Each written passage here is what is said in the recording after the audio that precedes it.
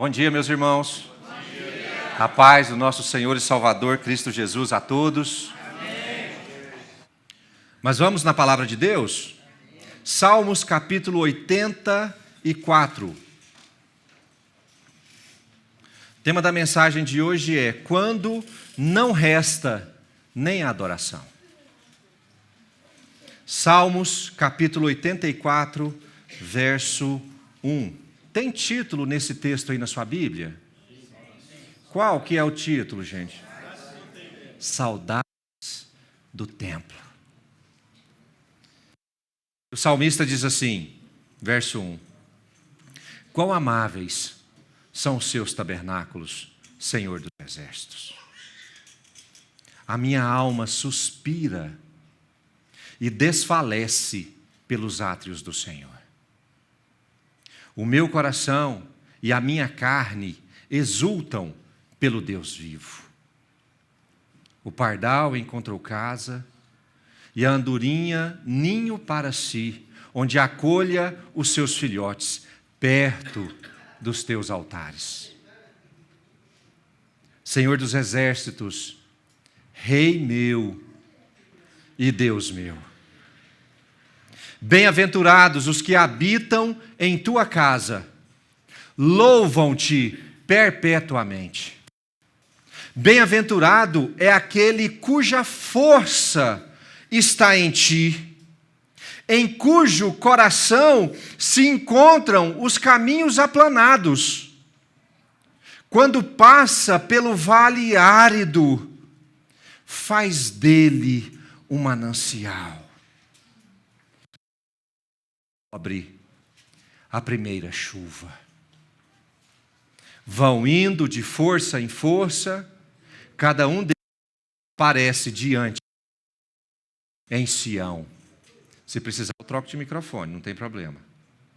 No verso 10: por um dia nos teus átrios vale mais que 1000. A gente canta uma música assim, não canta, gente? Um dia em tua presença vale mais do que quê? Pois um dia nos teus átrios vale mais que 1000. Verso 10. Prefiro estar à porta da casa do meu Deus do que permanecer nas tendas da perversidade. Posso ouvir um amém? Amém. Vemos o salmista mostrar anseio do templo. No tempo do salmista, irmãos, o templo significava o quê? Naquela época, o templo, ele representava o quê? Quem estava no templo? Deus. Naquela época, antes do véu ser rasgado pelo sacrifício de Jesus, a presença de Deus estava restrita ao... E aqui o salmista mostra anseio pelo templo. Vemos com saudades do templo. Na realidade, não da habitação física. Você sabe com que ele tava, de que ele estava com saudade? Da presença. Ele evidencia aqui um desejo, uma saudade, uma vontade da presença de Deus. Ele afirma que a sua alma suspira pelos seus átrios, o local da adoração. A minha alma suspira pelo local da tua adoração. Não deveria existir para nós um lugar mais agradável do que a presença de Deus. Irmãos, assim como o salmista, ele evidencia esse desejo da sua alma pelos átrios do Senhor. Para mim, para você, não deveria existir lugar melhor do que a presença de Deus. Não deveria. Mesmo em um mundo caótico, uma vida cheia de problemas, mesmo no vale árido, as mais terríveis tribulações podem ser esquecidas quando nós encontramos o Senhor em adoração. Deus me trouxe uma direção que não se trata de problemas novos. Nós não estamos sendo apresentadas a novos problemas, são os mesmos problemas de sempre. A dificuldade principal, hoje, em nós estarmos sendo tensionados emocionalmente a quebrar, é porque nós estamos nos afastando dos átrios do Senhor. A nossa adoração deixou de ser adoração. Então aquele lugar que foi reservado para você, para que houvesse cura da sua alma, aquele lugar que foi reservado para você, para que as suas emoções pudessem ser reequilibradas, ele tem ficado cada vez mais longe e distante de nós. E quando nós ficamos distante da presença de Deus, nós somos tensionados a quebrar. Para isso, nós criamos remédios ou soluções sociais para tentar resolver essa desordem. Alguns se entregam a vícios, drogas, bebida. Agora tem a maldita aposta. Tem pessoas que tentam resolver seus problemas emocionais indo às compras. Tem gente que se resolve emocionalmente comprando, você sabia disso? Certa vez nós tínhamos uma senhora no nosso casados, que ela tinha mais de 200 sapatos no guarda-roupa. Não era, Fer? E ela falava assim: todas as vezes que eu brigo com o meu marido, eu curo o meu descontentamento indo na loja de sapato e comprando um sapato. Eu saio de lá. Ela disse que tinha sapato que ela nunca usou. Mas tem gente que resolve problemas emocionais comendo. Você já viu gente assim? O único remédio viável, e todos esses são temporários e casuais, eles resolvem o problema emocional do momento. Passa um momento, o problema aperta, o que a pessoa faz? Ela precisa do remédio de novo. Resolvem temporariamente. O único remédio viável e duradouro para um mundo caótico deveria ser os átrios do Senhor. O local, como diz o salmista, onde os caminhos são aplanados. O lugar onde vales áridos se tornam mananciais. Isso não é bonito, gente? Pensa assim, você está com a sua mente como se fosse um deserto onde tudo está morto. E Deus está falando que Ele pega a sua mente onde tudo está morto e Ele transforma numa floresta viva, um manancial. Onde a secura recebe as primeiras chuvas. O lugar onde um único dia vale mais do que o quê, gente? O momento onde você e a presença de Deus compensa 1000 dias, 3 anos em qualquer outro lugar.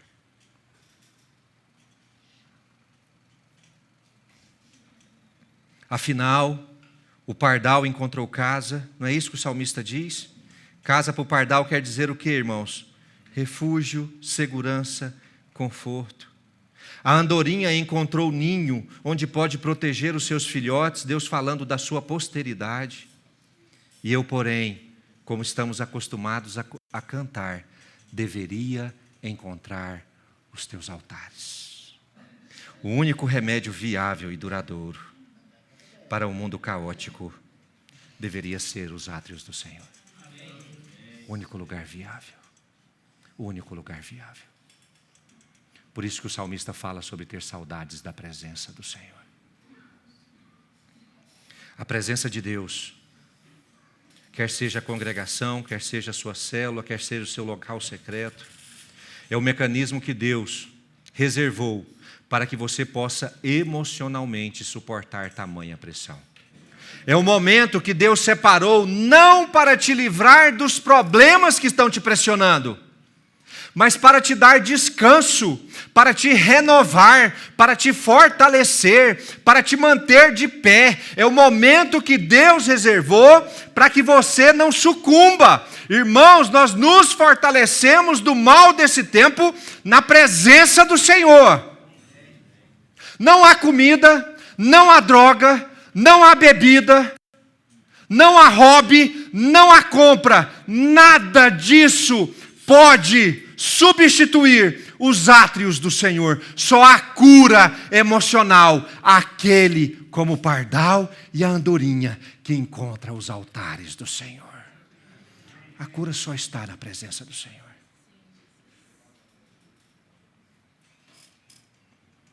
Jesus, instantes antes daquele que seria o pior momento da sua vida, nós estamos falando de quê?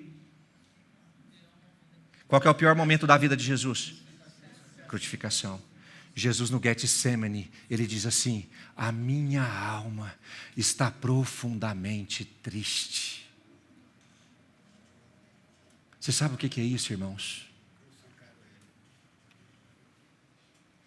Você sabe o que é Jesus chegar no Getsemane e dizer: a minha alma está profundamente triste.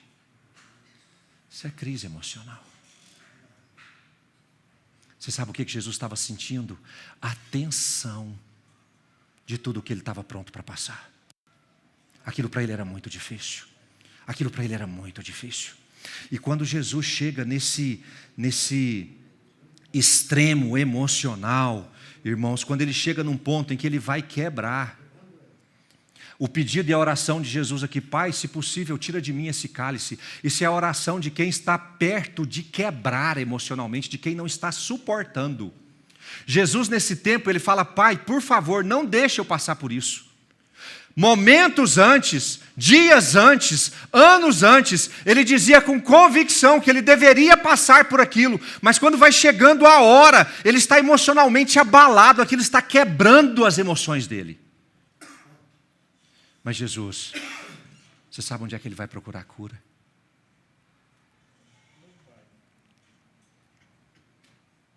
Jesus vai encontrar o teu próprio altar, vai encontrar o altar do Senhor.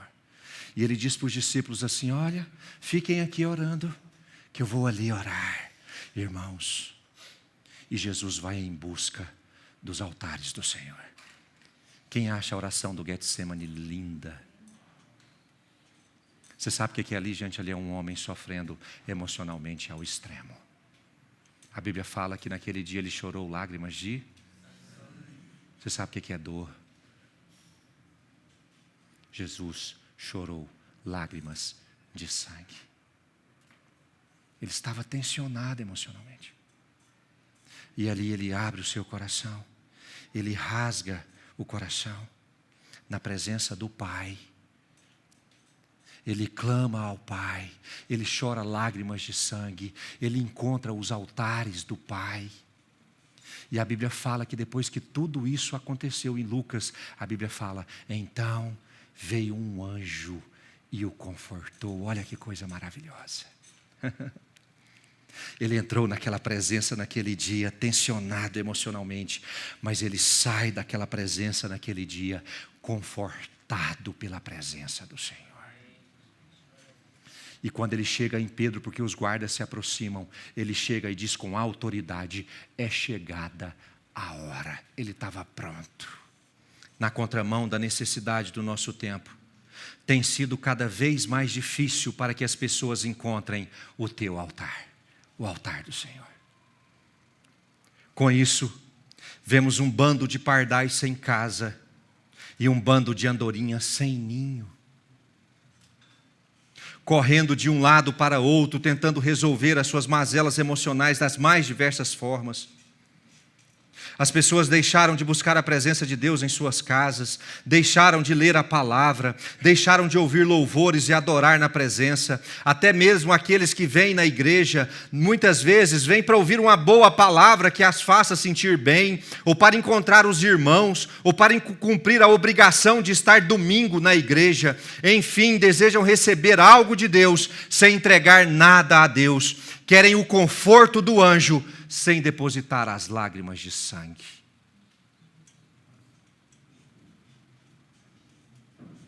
Estar nos átrios do Senhor vai exigir de você o depósito das suas lágrimas de sangue. Será que eu e você também estamos com saudade, como o salmista, da presença do Senhor? Será que nós somos incapazes ou estamos incapazes de encontrá-lo?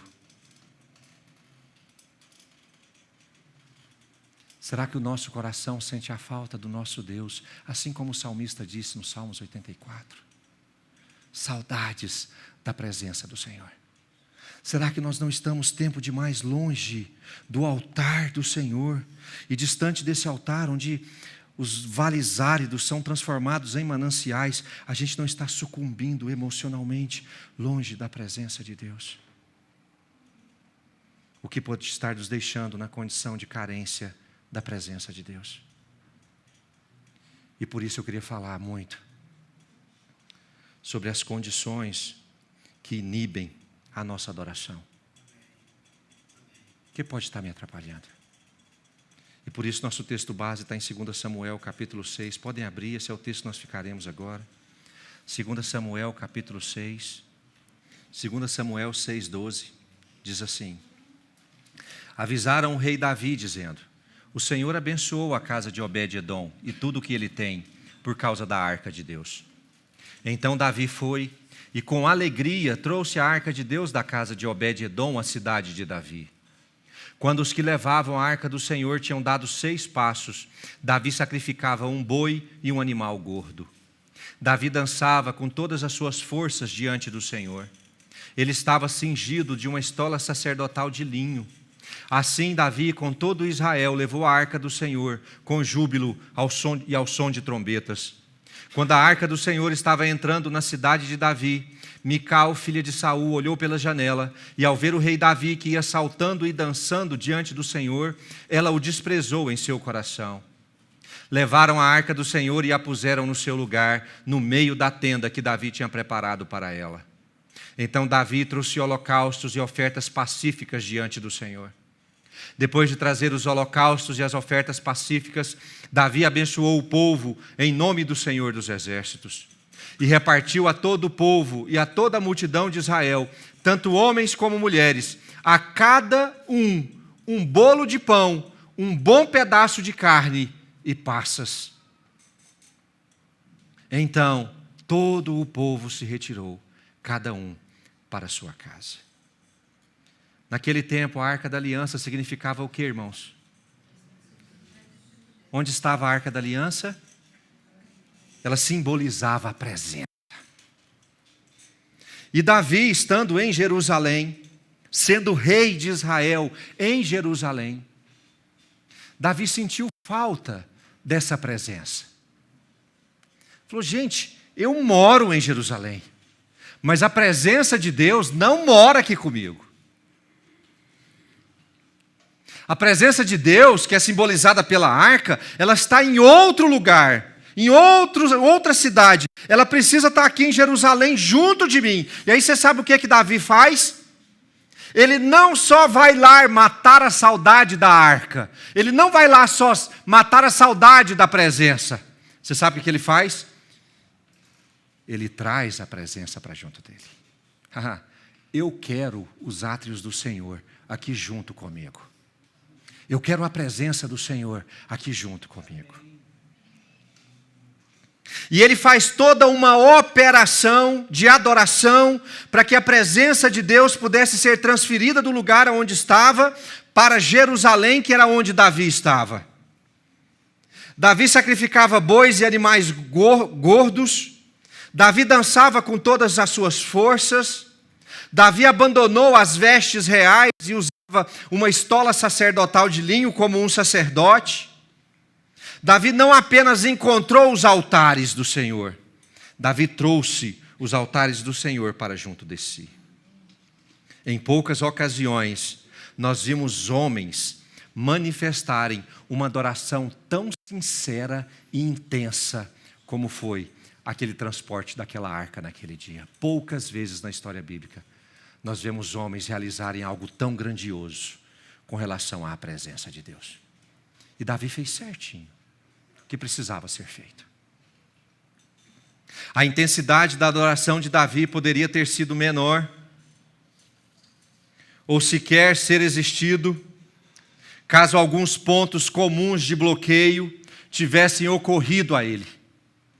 E aqui é importante que nós entendamos o que são pontos de bloqueio comuns na adoração, aquilo que pode te impedir ou te afastar dos átrios do Senhor. Aquilo que você entende como importante para você, que te atrapalha na adoração ao Senhor. Aquilo que tem transformado homens de Deus hoje em adoradores fracos, que não sabem adorar ao Senhor. E tem 3 pontos de bloqueio importantes, que eu considero aqui. O primeiro deles, meus irmãos, o primeiro ponto de bloqueio para uma adoração verdadeira é o constrangimento diante da opinião e do olhar dos outros. 2 Samuel capítulo 6, verso 16, diz assim: quando a arca do Senhor estava entrando na cidade de Davi, Mical, filha de Saul, que era esposa de Davi, olhou pela janela, e ao ver o rei Davi que ia saltando e dançando diante do Senhor, ela o desprezou em seu coração. Davi adorava a Deus com total liberdade naquele momento. Ele estava livre na adoração. E quando eu digo livre, irmãos, é livre de verdade mesmo. Primeiro, Davi fez questão de tirar o manto real. Ele tirou as roupas que simbolizavam a sua autoridade, poder. E ele veste uma estola sacerdotal de linho. Davi estava vestido com uma roupa de sacerdote. Uma roupa que era usada para se estar na presença do Senhor. Mas não era só isso. Além de abandonar a vestimenta, aquilo que o povo via, Davi também começou a agir de forma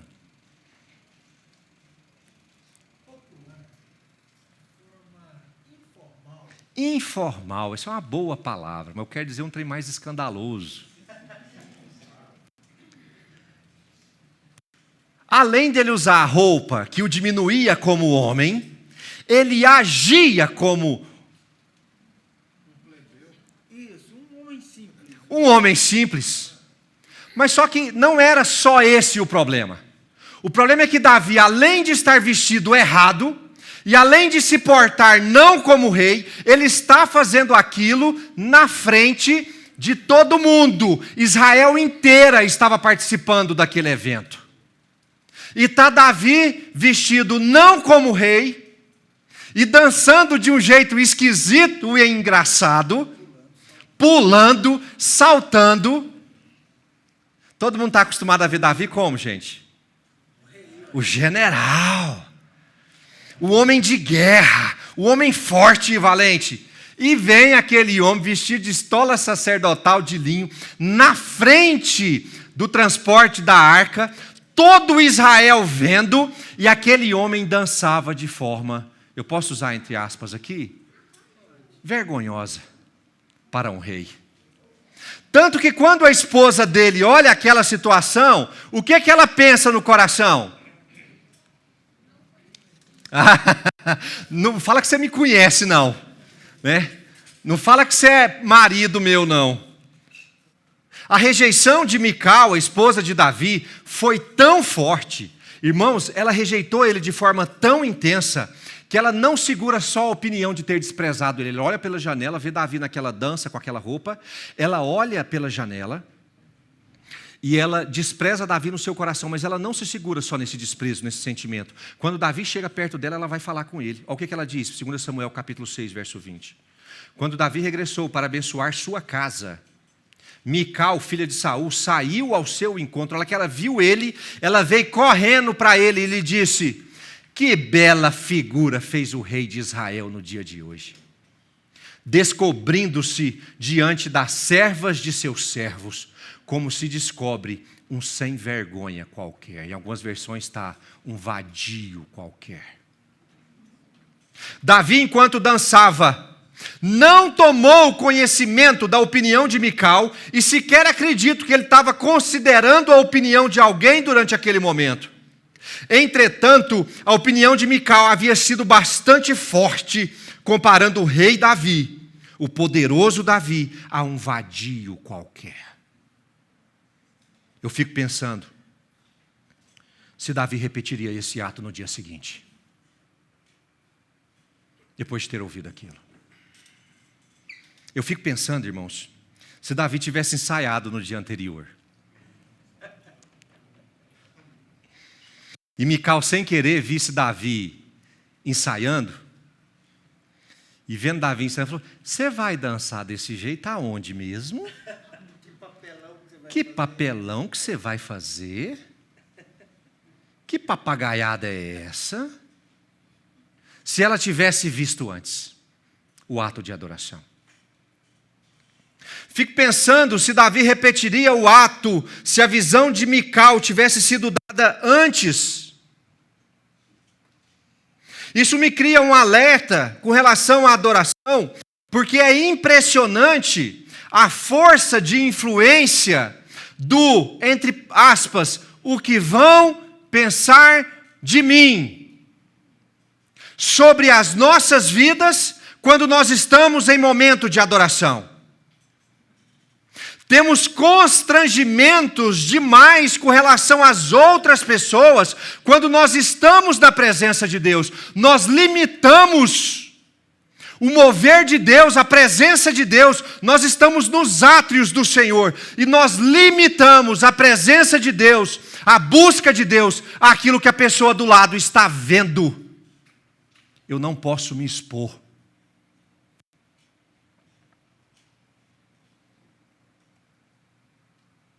Não se levanta durante o momento de louvor, não bate palma, não dança, não sorri, não chora, não se ajoelha, não se alegra. E quando nós vamos entender a motivação daquilo, tem muito a ver com a pessoa que está do lado. Eu não posso me expor assim na frente do Mauro Sérgio. Posso me expor fechando os meus olhos na frente do pastor Daniel. Ajoelhar aqui na hora da adoração, vai todo mundo pensar que eu estou em pecado. Não posso. E quando fica mais profundo, quando vem marido e mulher, você sabe o que é que pesa? Pesa a hipocrisia. O cara não faz nada porque ele pensa assim: eu não posso fazer nada aqui na presença do Senhor, levantar as mãos, dobrar a minha cabeça, porque lá fora eu faço completamente diferente. A minha esposa vai descobrir que eu sou hipócrita, porque lá fora eu sou um e aqui dentro eu sou outro. Então eu não vou adorar ao Senhor, eu vou fazer aquilo que eu faço lá fora. Hipocrisia. E você sabe que a ordem está errada, tem um problema de vício na origem aí. Irmãos, Deus te chama para adoração, não para que você seja aqui dentro aquilo que você é lá fora. Deus te chama para adoração para que você seja lá fora aquilo que você é aqui dentro. Amém. Não é o aqui dentro que tem que mudar, é o lá fora que tem que mudar. Isso só vai ser possível se você render o seu coração nos átrios do Senhor. Não vou fazer nada porque vai ficar me olhando, limitação pelo olhar dos outros. Irmãos, mas Davi dá uma resposta para Mical. No louvor, gente, peraí que eu já vou para a resposta. Não fecha os olhos, não levanta as mãos, não levanta da cadeira, não bate palma.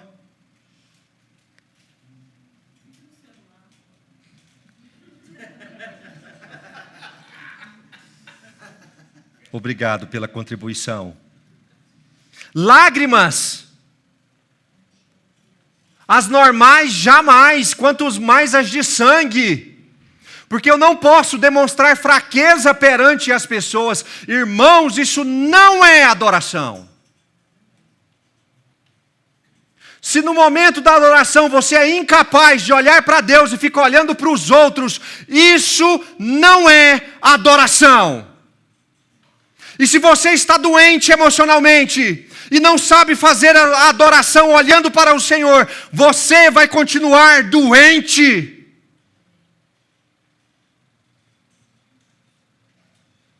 Não dá glória a Deus. Posso ouvir um glória a Deus aí? Glória a Deus.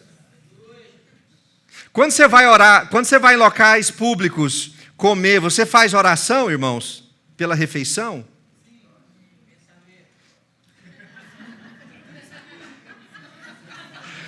Ou então aquela oração que a gente conhece, né? Senhor, tu sabes. Amém. Se você for procurar um motivo, por que você não adora ao Senhor com a oração em locais públicos, qual seria o motivo? Medo do olhar dos outros? Você está olhando mais para os outros do que para o Senhor? Isso não é adoração. Posso te dar um conselho? Não ore mesmo. Porque se você focar o Senhor, a opinião dos outros não vai ter valor nenhum. Mas eu gosto da resposta de Davi para Mical. No verso 21 de 2 Samuel, capítulo 6, ele diz assim: mas Davi disse à sua esposa, a Mical, eu fiz isso aonde, gente? Ele fez isso diante de Israel, como Mical disse. Ele fez isso diante de Israel. Ele fez isso aonde? Diante do Senhor, que me escolheu em lugar de seu pai e de toda a casa dele, ordenando que eu fosse príncipe sobre o povo do Senhor, sobre Israel. Foi diante do Senhor que me alegrei. E no verso 22 ele disse: e me farei ainda mais desprezível, e ainda me humilharei mais aos meus próprios olhos, diante da presença do Senhor. Não estou nem aí para o que os outros estão pensando. O que vale é aquilo que eu quero entregar ao meu Senhor, meus irmãos. Isso é adoração.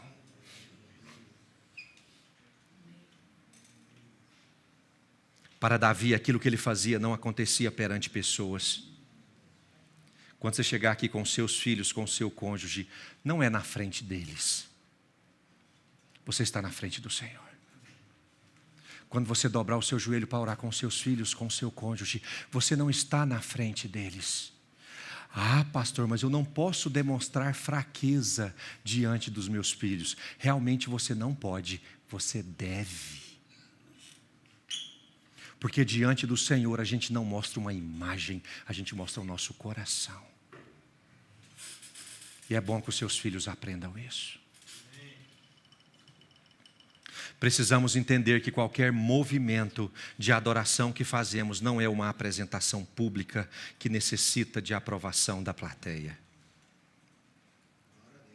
Posso ler de novo? Vocês me permitem? Precisamos entender que qualquer movimento de adoração ao Senhor não é uma apresentação pública que necessita da aprovação da plateia. Essa preocupação atrapalha e limita a nossa adoração.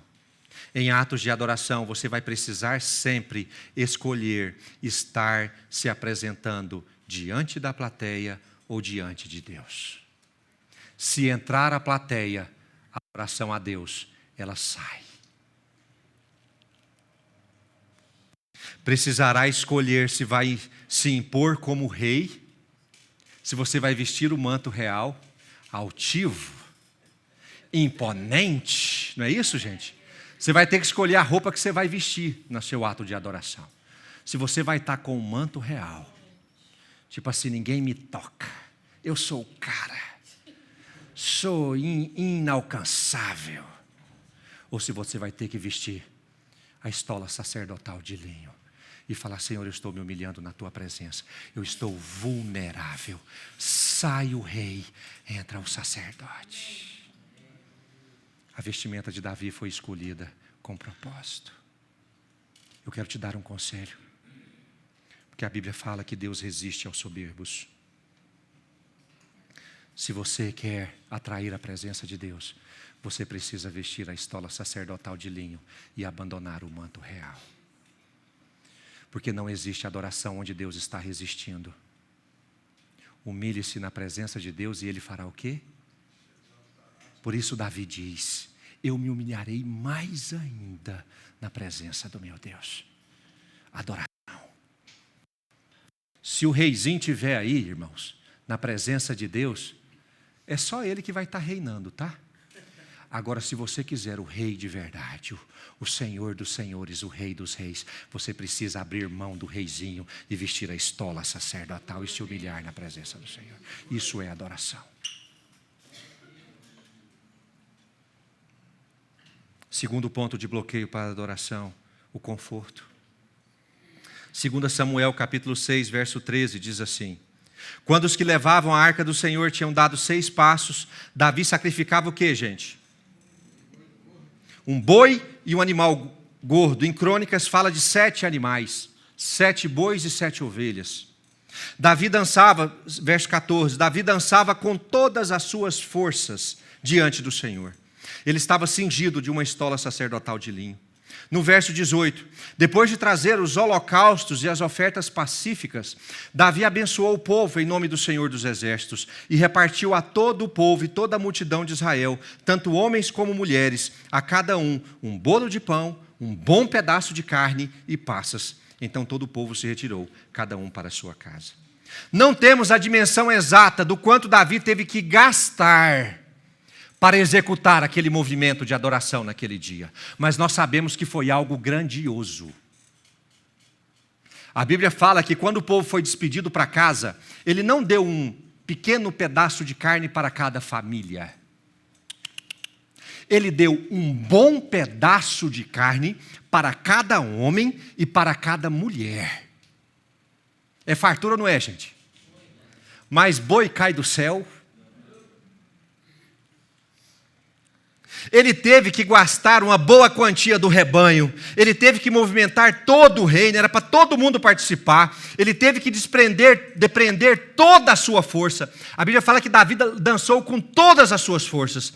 Davi não poupou esforços de qualquer natureza para adorar ao Senhor. Além disso, Davi coloca a arca numa tenda preparada. Deus não permitiu que Davi construísse o templo para que ele pudesse adorar ao Senhor, mas deu a ele instrução para que ele preparasse a construção do seu filho. A Bíblia fala que Davi juntou tanto ouro, que quando Salomão resolveu construir o templo, deu para ele construir e sobrou tanto ouro, que dá para construir outro. Era preciso um lugar melhor para Davi. Aquele ato de adoração no transporte da arca custou muito a ele naquele dia. E nem chegamos a mencionar o bom amigo que Davi perdeu no transporte da arca. Aquela adoração, irmãos, custou muito a Davi. Vocês concordam comigo ou não? A igreja tem muita dificuldade na ligação correta entre sacrifício e adoração. A igreja acostumou a dividir esses dois movimentos. Uma coisa é a adoração e outra coisa é o sacrifício. Você sabe qual que é a primeira vez na palavra de Deus que o termo adorar aparece? Quem sabe? Primeira vez, Gênesis. Não precisa abrir, abra na tela para mim, por favor. Gênesis capítulo 22, verso 2, diz assim: primeira vez que a palavra adoração aparece na Bíblia. Deus continuou: pegue o seu filho, seu único filho, Isaque, a quem você ama, e vá à terra de Moriá. Ali ofereça-o em holocausto sobre um dos montes que eu lhe mostrar. No verso 5, está na tela também, Gênesis 22, 5. Então disse Abraão aos seus servos: esperem aqui com o jumento, eu e o rapaz iremos até lá, e depois de termos feito o quê? Depois de termos... Nós temos aqui, irmãos, a primeira inserção na Bíblia da palavra adoração. É quando Abraão diz que ele está indo adorar a Deus com o sacrifício do seu único filho. Neste evento, Abraão levava seu único filho, esperado por 100 anos para ser sacrificado no Monte Moriá. Essa é a adoração que ele estava pronto para realizar. Algo que simplesmente custava tudo o que ele tinha de mais precioso. E pasmem, assim como Davi, Abraão estava disposto a adorar ao Senhor com tudo o que ele tinha e também com tudo o que ele era. Adoração. Estamos habituados a adorar ao Senhor, tendo como motivação principal o recebimento de algo da parte de Deus. Eu entro nos átrios do Senhor, não para entregar algo, mas eu entro nos átrios do Senhor para receber algo. Aqui, irmãos, nós invertemos completamente o que é adoração. Isso torna a nossa adoração centrada em nós mesmos. Sob essa ótica, é preciso que a igreja crie a atmosfera, eu odeio essa palavra, a atmosfera de adoração. Para que eu possa entrar na presença do Senhor, a igreja tem que ter a parede na cor certa. A igreja precisa tocar a música que eu gosto. A igreja precisa tocar com a voz no tom que eu gosto. Ah, mas precisa ser um instrumento que eu gosto. Rapaz, a altura do som tem que ser perfeita, do jeito que os meus ouvidos gostam. A temperatura ambiente tem que ser na casa dos 20 graus. E a acústica da casa precisa ser perfeita. Irmãos, se você procura atmosfera de adoração, eu quero te incentivar hoje a você procurar o teatro e ouvir Chopin ou Beethoven. Lá vai estar tudo preparado para te agradar e te satisfazer. Vai no show do Chitãozinho Chororó. Lá vai estar tudo pronto para agradar a você, para colocar você como centro da adoração. A igreja não é local de apresentação, a igreja é local de adoração. Aqui não se mede o que você gosta, aqui se entrega aquilo que Deus gosta.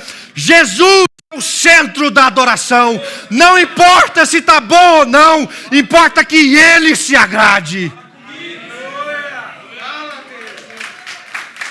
Ele é o centro da adoração.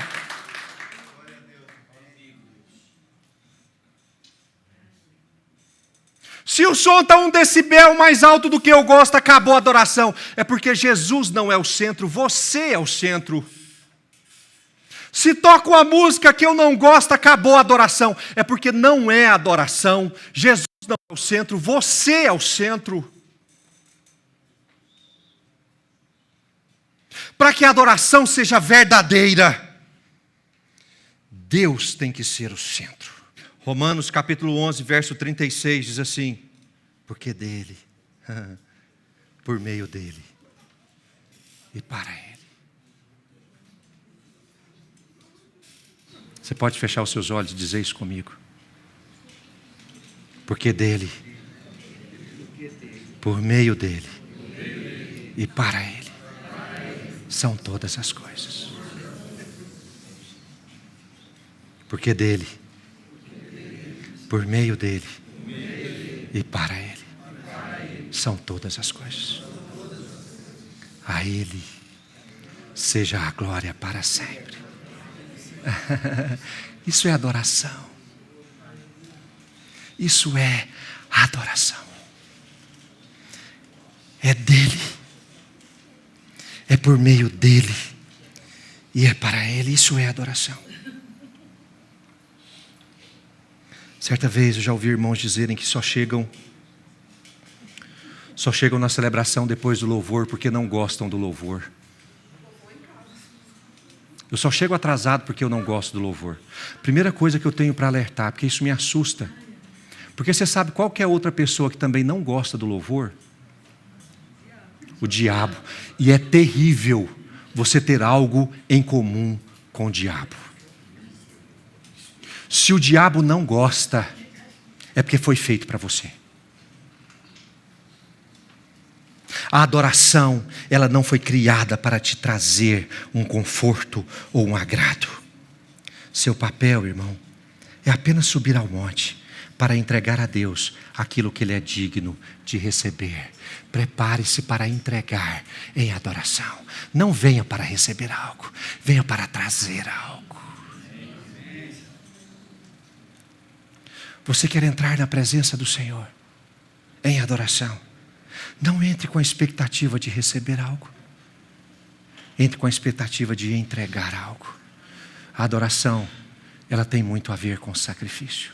Você sabe como é que Abraão adorou ao Senhor naquele dia em Moriá? Ele levantou o cutelo bem alto. E estava pronto para entregar ao Senhor, num ato de adoração, aquilo que era o que ele tinha de mais importante e valioso para ele. A verdadeira adoração vai exigir que você entregue ao Senhor aquilo que você tem de mais precioso e valioso na sua vida, porque senão não vai ser adoração. Eu posso ouvir um amém? Amém. Glória a Deus. O terceiro e último ponto de bloqueio para a adoração: a frustração. 2 Samuel capítulo 6, verso 9 diz assim: naquele dia, Davi teve medo do Senhor e disse: como poderei levar comigo a arca do Senhor? Davi não quis levar a arca do Senhor para junto de si na cidade de Davi, mas fez com que fosse levada para a casa de Obed-edom, o geteu. Davi, antes desse ato de adoração bem sucedido, passou por um momento de tragédia que quase o fez desistir. Vocês lembram do que aconteceu, irmãos? Ele foi transportar a arca, vocês lembram disso? Fez do jeito certo, e aí chegou num determinado momento que os bois que carregavam, que conduziam a carroça onde estava a arca, os bois tropeçaram, vocês lembram disso? E aí num ato, para não deixar a arca cair, ficaria feio a arca cair, né, gente? Aí o amigo de Davi, o grande amigo de Davi, como é que ele chamava? Uzá, com Z. Ele vai segurar a arca para que ela não caia no chão. E quando ele toca na arca, o que acontece com ele, irmãos? Ele morre. Ele cai fulminado no chão. Ele morre. Aquilo para Davi foi devastador. Diante dessa tragédia, o desejo de adoração de Davi foi substituído por um sentimento de medo. Nós lemos ali que Davi sentiu o que do Senhor? Está no verso 9. Naquele dia, no dia que aconteceu esse evento com Uzá, Davi teve medo do Senhor. O sentimento foi absolutamente alterado. Ele saiu de casa naquele dia com vontade de adorar ao Senhor, trazer a arca para junto de Jerusalém, trazer a presença de Deus para perto dele, e acontece algo que vai alterar as emoções de Davi completamente. O desejo de adoração é mudado por um sentimento de medo. E baseado nesse sentimento, Davi interrompeu a adoração ao Senhor por 3 meses. Você sabe o que ele fez? Para tudo. Pega a arca, bota na casa do rapaz ali, para tudo. Davi volta para Jerusalém sem a arca. Ele chega em Jerusalém naquele dia, sem a arca, com menos um amigo, com medo do Senhor, frustrado e desapontado. E assim ele fica por 90 dias, 3 meses. Baseado nesse sentimento, Davi interrompeu a adoração ao Senhor por 3 meses. E você sabe, não é só interrompeu a adoração. Davi manteve a presença de Deus não apenas longe de Jerusalém. Ele escolheu que a arca devia ficar lá. Eu não quero essa presença em Jerusalém. Ele interrompe a adoração e ele vai para Jerusalém. Ele coloca a arca longe de Jerusalém e longe da presença dele. Ele afasta de si a presença do Senhor. Isso é muito forte. Porque ele queria muito aquela presença, senão ele jamais teria ido buscar a arca. Mas o emocional dele fez com que ele afastasse a presença do Senhor. A arca fica e eu vou embora sozinho, sem ela. A presença de Deus vai ficar aqui. Não era fácil para Davi lidar com aquele sentimento. Davi se afastou da presença porque estava em sofrimento emocional. Vocês conseguem enxergar isso como eu enxergo, irmãos? Irmãos, vocês conseguem enxergar isso, esse sofrimento emocional?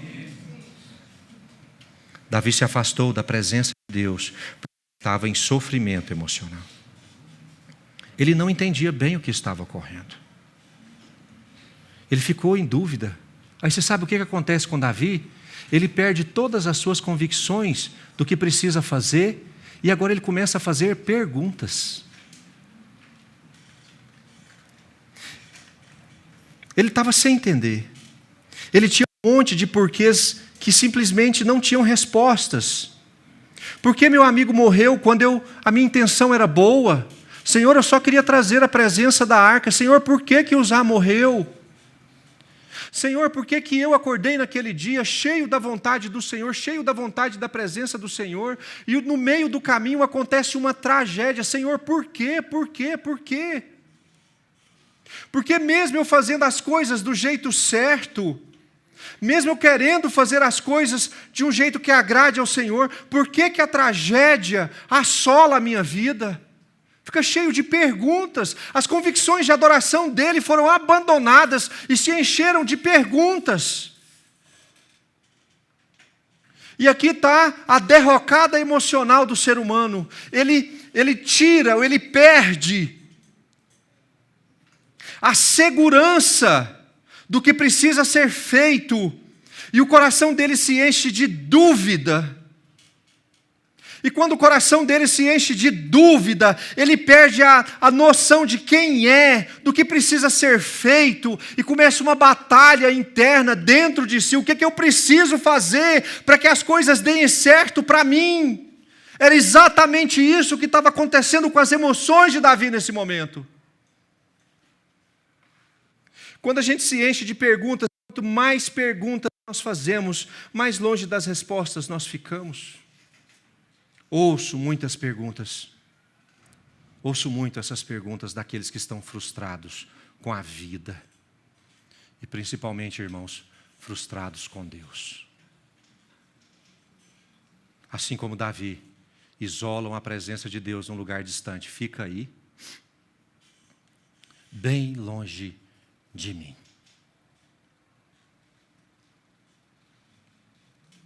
Isolam a presença de Deus num lugar onde eles mesmos não queriam alcançar, bem longe. A adoração cessa. E você sabe o que resta? A dor. Só resta a dor. E quanto mais nós tentamos caminhar, convivendo com a ausência da adoração e com a presença da dor, mais quebrados emocionalmente nós vamos ficando. Mais destruídos emocionalmente nós vamos ficando. E Davi foi para o seu castelo, irmãos, e ficou lá sem a presença do Senhor. Você está no seu castelo sem a presença do Senhor? Pois eu estou aqui hoje para te alertar que não vai adiantar os remédios, não vai adiantar a bebida, não vai adiantar a droga, não vai adiantar comer sem parar. Não vai adiantar fazer compras, comprar o mundo. Não vai adiantar você ficar viajando sem parar. Nada disso vai adiantar. A cura só virá quando você retomar a sua adoração ao Senhor. Esse é o caminho.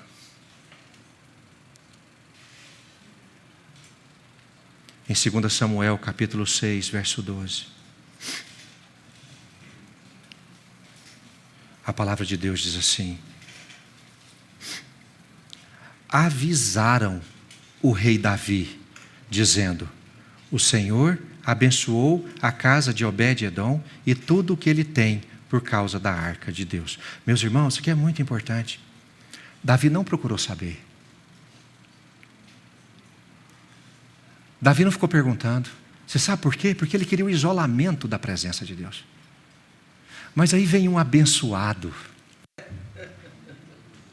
Vem um instrumento de Deus e traz o aviso para Davi. O Senhor abençoou a casa de Obed-edom e tudo que ele tem por causa da arca de Deus. Então Davi foi, e com alegria, aqui a mudança do sentimento é muito importante, porque aqui não tem mais o medo. Então Davi foi com alegria, trouxe a arca de Deus da casa de Obed-edom à cidade de Davi. Apesar desse ato trágico e do isolamento, uma notícia chegou aos ouvidos do rei. E a notícia, meus irmãos, de acordo com a minha interpretação, é justamente essa: Davi, você paralisou a sua adoração. Davi, você bloqueou a minha presença de você. Davi, você me afastou do teu coração, mas eu não afastei o meu favor da tua casa, do teu reino, de quem você é. Eu continuo sendo Deus na sua vida. O meu favor não se afastou de você. Eu ainda estou em Jerusalém fazendo o bem àqueles que estão debaixo da tua autoridade. Você quer manter distância de mim, Davi, mas eu jamais encolhi a minha mão de sustentar a sua vida.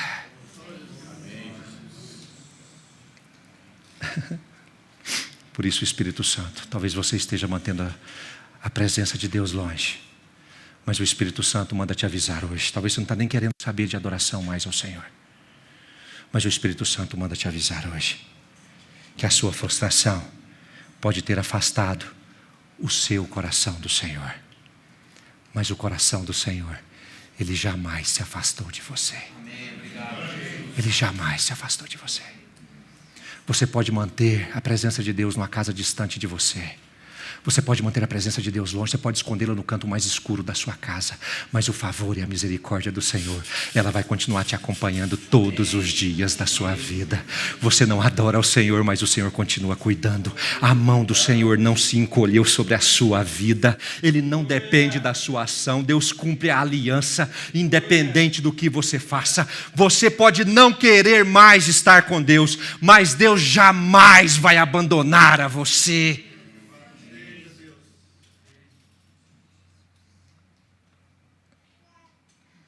Por isso eu quero te incentivar hoje a fazer como Davi. Irmão, abandone o medo. Alegre-se. Que mudança de chave, né? O rei com medo escondido por 90 dias. E de repente ele sai com alegria para adorar ao Senhor. Meu irmão, é isso que o Espírito Santo quer fazer no seu coração hoje. Se você chegou aqui com medo do Senhor, cheio de perguntas, sofrendo emocionalmente, abalado a ponto de quebra, irmãos, Deus quer que você saia dessa casa hoje, alegre para adorar ao Senhor nos átrios dEle, e Deus vai transformar o seu lugar árido num manancial, vai trazer águas tranquilas sobre a tempestade. Deus jamais estendeu ou recolheu o favor dele sobre a sua vida. A mão do Senhor continua sobre você. Ele quis manter longe, mas Deus não se manteve longe. Você quer manter longe a presença do Senhor, pois saiba que ela jamais estará longe de você. Vamos ficar de pé. Eu quero ler Salmos capítulo 42, está na tela, não precisam abrir. Salmos capítulo 42, verso 10 diz assim: os meus ossos se esmigalham quando os meus adversários me insultam, perguntando sem parar: e o seu Deus, onde está? Quantas vezes as situações em que nós estamos inseridos, a única pergunta que fica ecoando no nosso coração, vindo do inimigo das nossas almas, é justamente essa: e o seu Deus, onde está? Por que você está abatida, ó minha alma? Por que você se perturba dentro de mim?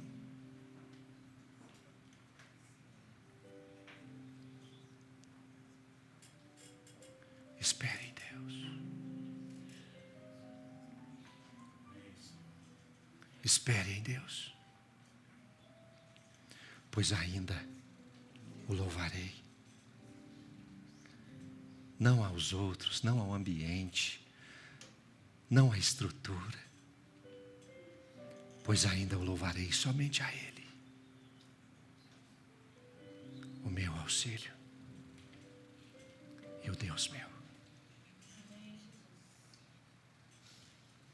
Você pode chamar o Senhor de seu auxílio hoje.